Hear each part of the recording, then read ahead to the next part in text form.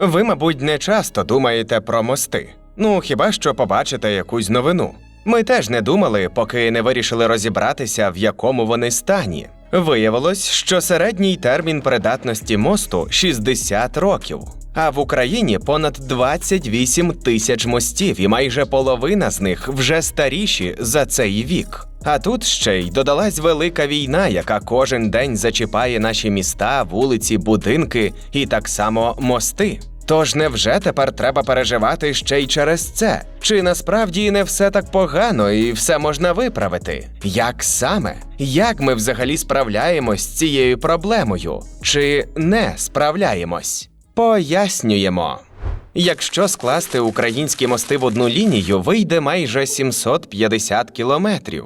Але здається, що список проблем з ними буде ще довшим. І все це накопичувалось роками. Галузь постійно недофінансовували, капітальні ремонти відкладали, а багато мостів десятиліттями просто підтримували на мінімалках. Після початку повномасштабної війни ситуація стала ще гіршою. За даними звіту Рахункової палати України, 38% всіх мостів перебувають у стані, коли їх або не можна нормально експлуатувати, або вони дуже близькі до цього. Окрема проблема – мости пошкоджені або зруйновані війною. Станом на весну 2026-го повністю відновили лише близько третини таких об'єктів. Зі 198 мостів в експлуатацію ввели 38, ще 19 у процесі відновлення. Водночас, частину мостів фізично неможливо ремонтувати зараз. 54 з них залишаються на окупованих територіях, а ще 5 у зоні бойових дій.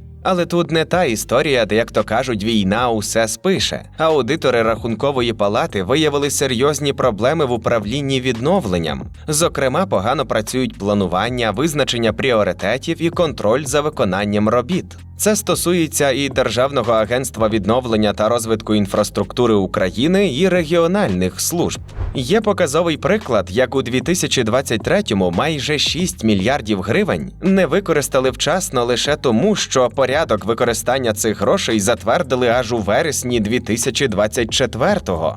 І тут цікаво, що галузь нібито активно цифровізується. Агентство відновлення має одразу кілька сучасних систем. Аналітичну систему управління мостами, eRoad, DREAM, реєстр пошкодженого і знищеного майна. Але усі ці інструменти не працюють як єдина система. Вони не інтегровані між собою. Часто містять неповну або неактуальну інформацію. Тобто цифрові рішення є, але управлінський безлад вони не прибрали. Крім того, Рахункова палата виявила суттєві порушення під час закупівель і виконання договорів. Через ознаки можливих кримінальних правопорушень при використанні бюджетних коштів звіт передали до Офісу Генерального прокурора. Тож виходить, українські мости потребують не лише грошей і ремонтів, а нормального управління, прозорого планування і системи, яка працює в реальності, а не просто існує на папері. Але щоб зрозуміти, чому наші мости масово доходять до такого стану, треба повернутись в часи, коли більшість із них будували. Як колись сказав Віталій Кличко, мости втомились.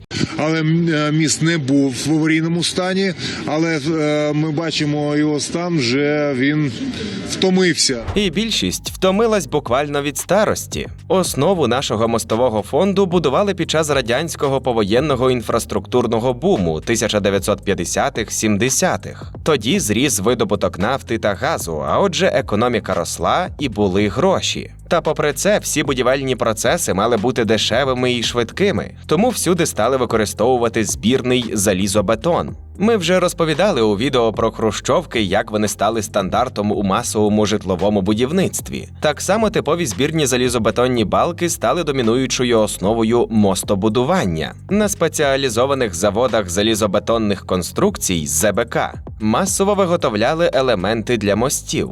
Потім їх транспортували на будівельний майданчик і монтували важкими кранами. Це дозволяло будувати мости дуже швидко, але з часом стали помітні серйозні мінуси такого підходу. Такі мости складались з окремих балок, а між ними було багато швів і стиків. Через постійний рух транспорту, а його ставало все більше, ці стики поступово руйнувались. Проблема посилювалась взимку. Гідроізоляція над швами з часом тріскалась і втрачала герметичність. Вода з дорожніми солями потрапляла всередину конструкції, прямо до металевої арматури. Арматура починала швидко іржавіти, бетон слабшав і руйнувався. Додатково на нього впливали постійні цикли замерзання і відтавання, типові для українського клімату. Ви й самі знаєте, що буває з нашими дорогами після суворої зими. З часом технології мостобудування змінились і у світі, і в Україні. Старий підхід, коли міст просто складали з окремих збірних елементів без надійного об'єднання між собою, поступово відійшов у минуле. Сьогодні інженери частіше використовують збірно-монолітні, повністю монолітні або металеві конструкції. Вони міцніші, надійніші і краще захищені від води. За чинними українськими будівельними нормами ДБН, якщо для мосту використовують збірні залізобетонні балки, поверх них обов'язково має бути монолітна залізобетонна плита товщиною мінімум 14 см. Плита фактично зв'язує окремі балки в одну цілісну конструкцію. Вона прибирає слабкі місця, насамперед поздовжні шви, через які раніше всередину могла потрапляти вода. У результаті міст стає міцнішим, більш довговічним і краще захищеним від руйнування. Але як адаптувати вже існуючі радянські мости під ці нові норми? Без повної та коштовної реконструкції це практично неможливо. А отже, тисячі споруд продовжують деградувати через банальне руйнування швів. І тут виникає логічне питання. Якщо проблема зрозуміла, чому ці мости просто не ремонтують? Дуже часто простий ремонт вже нічим не допоможе, бо потрібна повна заміна конструкцій. Але в Україні все це додатково ускладнює управлінський хаос, про який ми вже казали. Проблема в тому, що відповідальність за мости часто розмита. Хто крайній? З кого питати? Міст може бути на балансі міста, області або держави. Але при цьому всередині чи під мостом можуть проходити труби, кабелі зв'язку і інші інженерні мережі, які вже належать зовсім іншим комунальним або приватним підприємствам. Тому, коли міст визнають аварійним, починають довго з'ясовувати, хто має замовляти ремонт, хто відповідає за перенесення мереж і хто нестиме відповідальність, якщо під час експлуатації чи ремонту щось станеться. У результаті, навіть там, де технічно зрозуміло, що треба робити, процес може надовго застрягнути в бюрократії. Якщо не знати таких підводних течій, все це виглядає простіше. Міст в аварійному стані, влада нічого не робить, а отже це корупція або некомпетентність. Та на практиці між всіма дійовими особами, органом місцевого самоврядування, містом, державною владою, профільними міністерствами або агентством відновлення, балансоутримувачами, потенційними підрядниками і джерелами фінансування виникає цілий клубок проблем. Якщо держава вимагає від міста передати міст на баланс Державного агентства для фінансування з державного бюджету, місто може відмовитись. Наприклад, через те, що втратить контроль над підрядними роботами. Ну а сам міст тим часом продовжує розвалюватись і щодня створювати ризики для тисяч водіїв. Часто місцеві органи влади навіть не мають повноцінних паспортів на мости комунальної власності. Через це стан значної частини мостового фонду країни залишається буквально невідомим. Ну, поки вже критичні дефекти не стають помітними на око. Але бувають і випадки, коли місцева влада має всі формальні важелі для проведення ремонту, та все одно намагається перекласти відповідальність на центральний уряд. Здається, епіцентром всіх цих технічних, політичних і бюрократичних проблем є міст Патона в Києві. У свій час він став революційним технологічним стрибком у світовому мостобудуванні. Це був перший у світі суцільно зварний міст такої довжини – понад 1,5 кілометра. Академік Євген Патон наполягав на новій для того часу технології – автоматичному дуговому зварюванні під флюсом. Замість традиційних заклепок, які були важкими, повільними і трудомісткими, конструкції мосту зварювали. Це сильно пришвидшило виробництво і монтаж. Міст був настільки важливим для світової інженерії, що у 1995-му отримав нагороду Американського зварювального товариства як унікальна історична зварна конструкція. До речі, подібну відзнаку мають Панамський канал і марсохід Curiosity. Але сьогодні міст Патона з інженерної пам'ятки перетворився на аварійний об'єкт, навколо якого роками тривають політичні суперечки. За понад 70 років міст жодного разу не проходив повноцінного капітального ремонту, і він давно живе в режимі обмежень. Важкому транспорту туди не можна, максимальну вагу машин обмежили, а кількість смуг скоротили до 5. Національна академія наук регулярно фіксує нові небезпечні дефекти. І на цьому тлі триває конфлікт між київською міською владою та центральною владою. Віталій Кличко заявляє, що місто роками не може почати реставрацію, бо міст має статус пам'ятки. Тому тривають суперечки з Міністерством розвитку громад та територій про те, хто має бути замовником робіт і хто має фінансувати проєкт. Кличко також каже, що уряд нібито забрав міст у міста, і тепер він не перебуває на балансі комунальних підприємств КМДА. Центральна влада навпаки звинувачує міську адміністрацію в тому, що вона не здатна нормально утримувати критичну інфраструктуру столиці. Наприклад, у першому проєкті капітального ремонту 2017 року КМДА планувала фактично лише оновити декоративну підсвітку. А у 2020-2021 роках міська влада тричі оголошувала тендери на ремонт мосту, але всі 3 сама ж скасувала через конфлікти з учасниками або інші причини. Міністерство розвитку громад та територій зі свого боку каже, що за міст відповідає КП «Київшляхміст». І на баланс уряду його ніхто не передавав. У підсумку маємо парадоксальну ситуацію. Міст Патона всі визнають проблемним і небезпечним, але чіткого плану його порятунку досі немає. Закрити його теж майже неможливо. Навіть з усіма обмеженнями ним щодня користуються до 130 тисяч автомобілів. Якщо підсумувати, міст Патона зібрав у собі одразу кілька проблем, які в цілому стосуються всієї галузі. Стара інфраструктура, відкладені ремонти, бюрократія, політичні конфлікти і відсутність чіткої відповідальності. І тут ніби все зрозуміло, є старий міст, який ніяк не можуть врятувати. Але ще є інша історія про міст, який десятиліттями не можуть нормально добудувати. Київський Подільсько-Воскресенський мостовий перехід будують з 1993-го. Виходить майже весь період незалежної України. І він вже встиг перетворитись на найвідоміший корупційний та управлінський довгобуд країни. Завершити будівництво мали ще в 2008-му. Коли цього не сталося і в 2017-му, Федеральне міністерство транспорту Німеччини запропонувало свою допомогу. Після переговорів з Віталієм Кличком німецький уряд виділив 200 тисяч євро на глибоку технічно-фінансову експертизу об'єкта. Та німці хотіли не просто допомогти, а взяти цей міст за приклад і створити посібник для майбутніх будівельників, щоб знали, як будувати не треба. Звучить не дуже оптимістично. І, звісно, цей кейс ніяк не підштовхнув нас у сторону покращень. Експерти рекомендували не спішити з відновленням будівництва, зокрема через проблему зі з'їздами, яку не врахували. Але київська влада пішла іншим шляхом. Тендер на добудову виграла компанія, пов'язана з тодішнім депутатом Київради Денисом Комарницьким. Пізніше вона збанкрутувала і ніякої експертизи самого проєкту не провели. Відкриття мосту переносили знову і знову. З 2023-го було кілька етапів запуску. Спочатку для руху спецтранспорту, автомобілів екстрених служб та одного автобусного маршруту. З 2025-го там відновили двосторонній рух для автівок, громадського транспорту та велосипедів.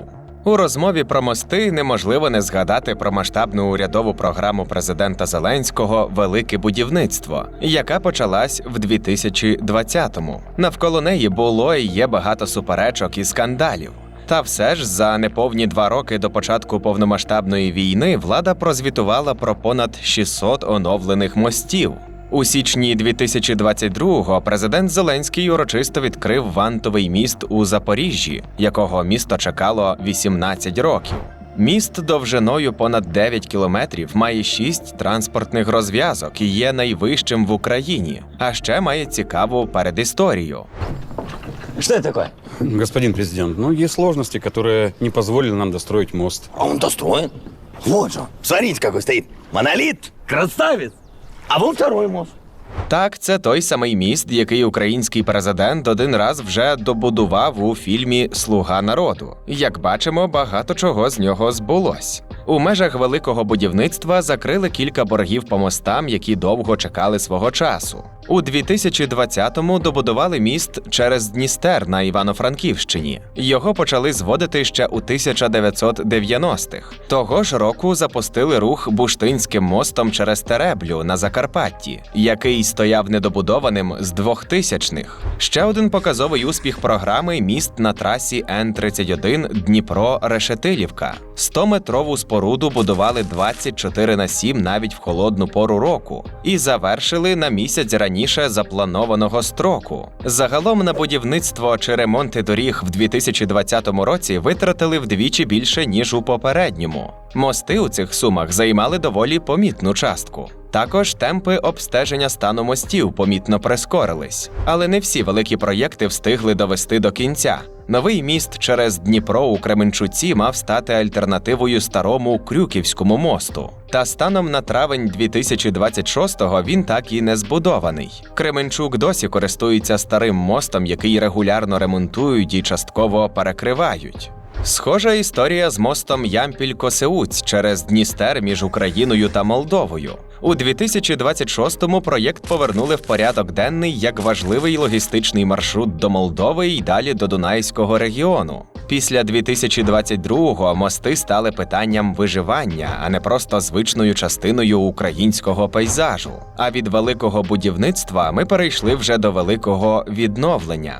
Війна не списує всього того, що не зробили до, і за все є відповідальні. Але ми навчились швидко відновлювати життєво необхідні міста-артерії. Показовий приклад тут – відновлення мосту через річку Ірпінь у селі Стоянка на важливій житомирській трасі М-06. У кінці лютого 2022-го українські військові підірвали цей міст, щоб не дати російським колонам просунутись на Київ із західного напрямку. А коли виникла нагальна потреба відновити рух, зокрема важких вантажівок, дорожники обрали комбінований метод. На залишках старої основи змонтували тимчасові опори на монолітних фундаментах та вклали 6 металевих прогонових конструкцій, поверх яких поклали монолітну плиту. Восени 2022-го на мосту вже знову був повноцінний рух. Бо зараз мости – критично важливі об'єкти логістики, які забезпечують і військо, і гуманітарні потреби.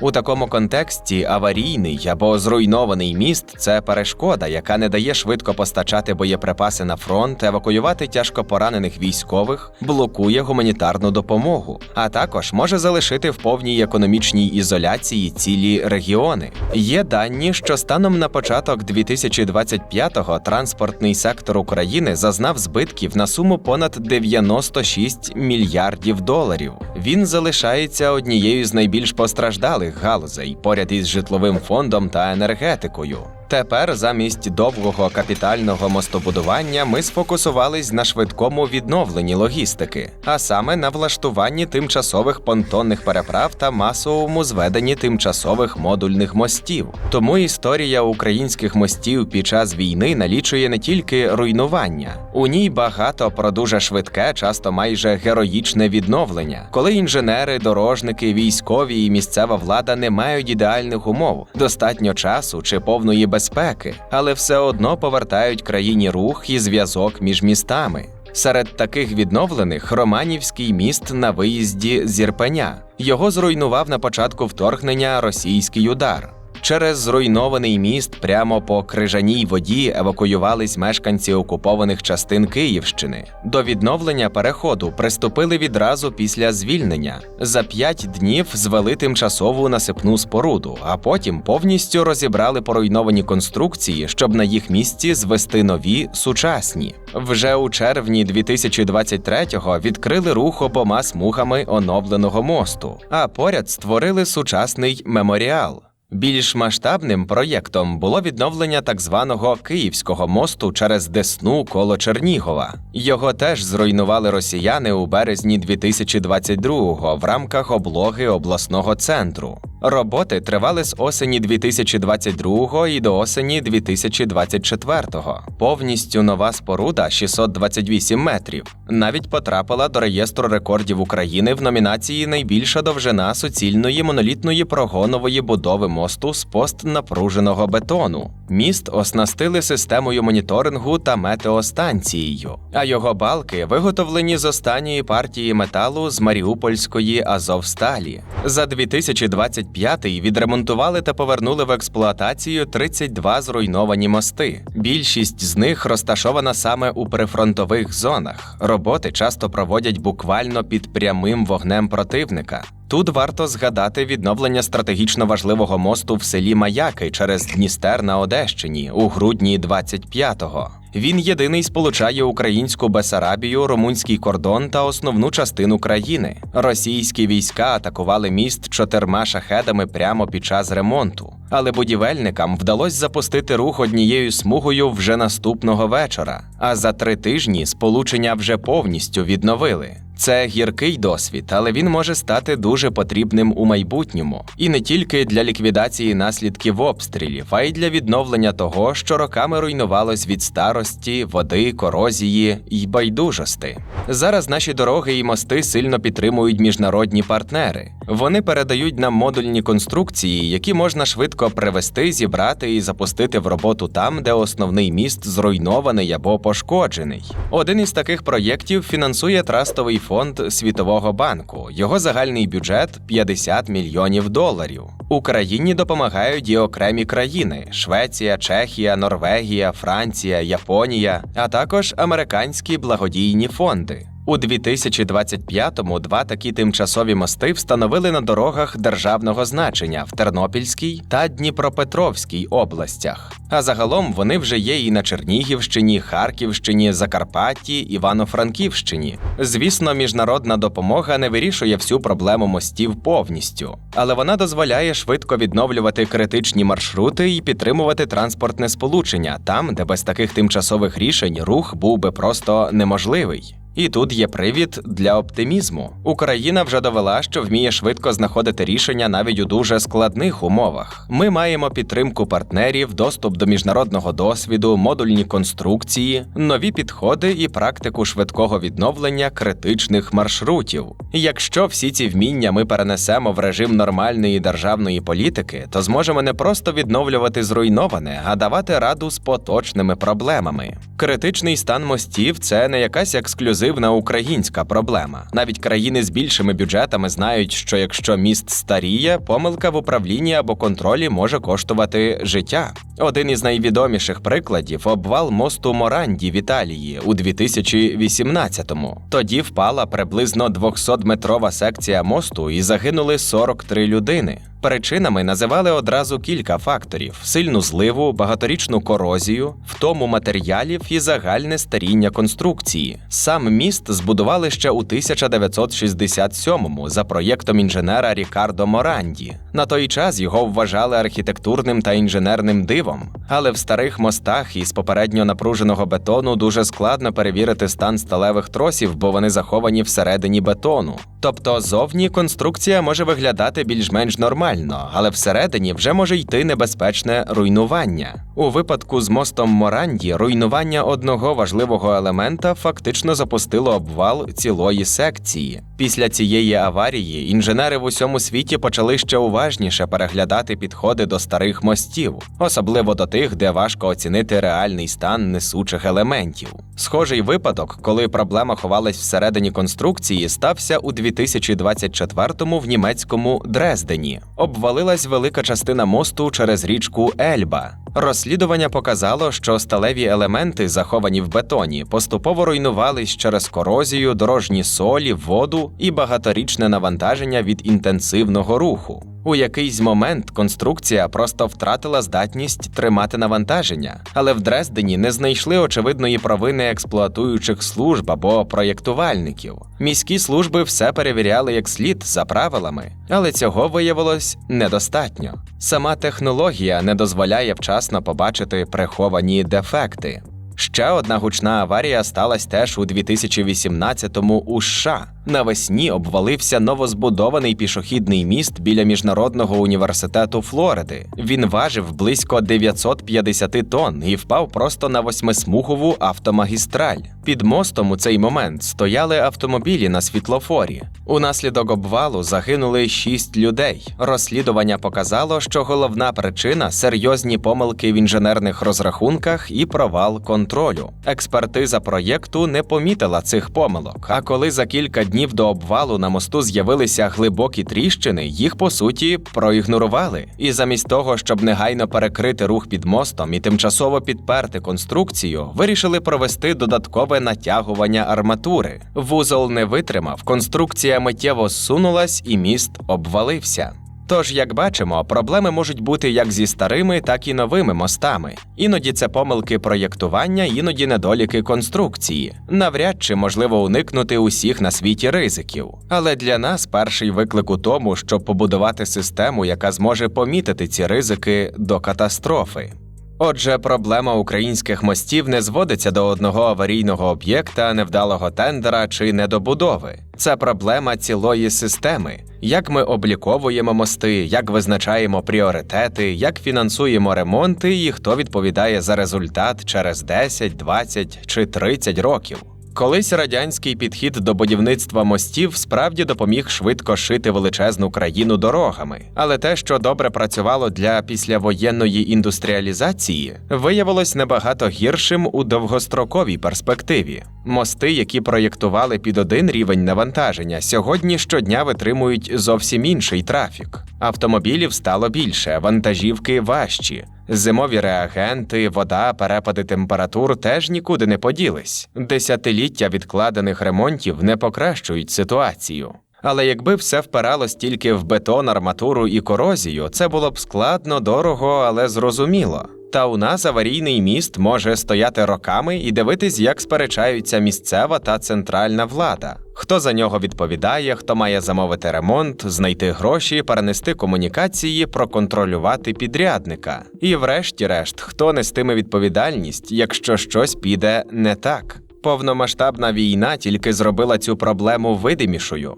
Коли міст падає або стає непридатним, країна буквально втрачає зв'язок всередині себе. Хороша новина в тому, що ми пристосувались до нових викликів і швидко відновлюємо критичні маршрути. Тимчасові переправи, модульні мости, міжнародна допомога – це рішення і порятунок ситуації в моменті, коли рух треба повернути за тижні чи навіть дні. Але щось тимчасове не може стати постійною стратегією. Якщо говорити глобально, ми маємо перейти від логіки «залатати тут і зараз» до довгострокового планування. Бо мостів, які терміново потребують ремонту або повної реконструкції ще на вчора, дуже багато, а грошей на це обмежена кількість. Та все це не означає, що українські мости завтра масово впадуть. Просто нам треба перестати ставитись до мостів як до чогось вічного. Не може міст десятиліттями просто стояти і чекати, коли у нього щось відпаде і про нього згадають. У будь-якому разі в нас є сильна інженерна школа та професіонали, які одночасно знайомі з сучасними технологіями та викликами застарілої інфраструктури.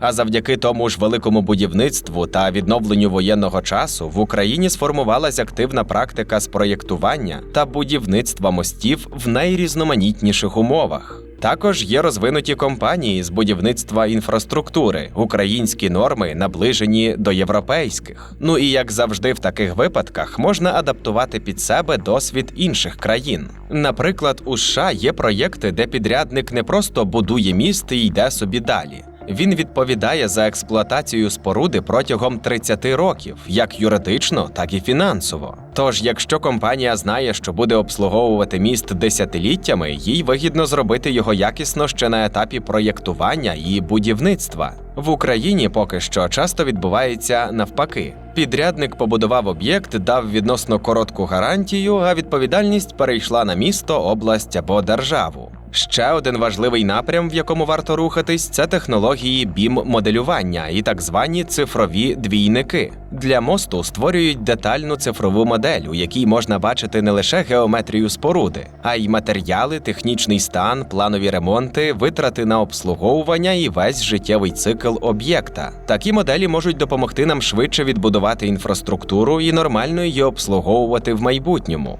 Зараз в Україні вже розробляють правила, які мають зробити BIM-моделювання обов'язковим для інфраструктурних проєктів, тих, що фінансують з бюджету або за участі бюджетних коштів. Тому важливо не шукати і витрачати кошти на окремі аварійні ремонти, а будувати систему з пріоритетами, відповідальністю, цифровим обліком і планом обслуговування на десятиліття вперед. Українські мости справді втомились, це не лише випадковий мем. Але, здається, ще більше втомлює те, що проблему помічають тільки тоді, коли її вже ніяк неможливо ігнорувати. Сподіваємось, що колись ми не будемо чекати, поки черговий міст нагадає про себе тріщинами, обмеженнями або закриттям. А будемо бачити, що догляд за ним системний. Бо мости не мають триматися всупереч всьому. Їх треба обслуговувати, ремонтувати і робити безпечними для людей. Дякуємо, що додивились до кінця. Не забудьте поставити вподобайку, залишити коментар і поділитись відео з друзями. Побачимось!